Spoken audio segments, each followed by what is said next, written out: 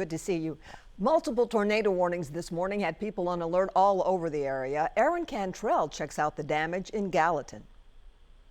We are here in Gallatin off of St. Blaise Road, and as you can see right here behind me, those storms caused significant damage here. You can see the heavy winds blew over these two barns here. They were filled with tractors, different construction equipment, and the folks who live here say that that wind was so strong that it even knocked off some of the sidings on their home. But thankfully, there are no injuries to report. And as we pan over this way, that debris from the barn actually flew over into the trees here. So there's going to be a lot of cleanup efforts out here. But right now, they will be trying to figure out what actually caused this. We do know significant winds, significant storms came out here and caused this damage. And the family that lives in one of these houses says they actually had to go downstairs to make sure they did keep safe. But as you can see, those winds were very, very strong and caused a lot of significant damage. Reporting here in Gallatin, Aaron Cantrell, News Channel 5.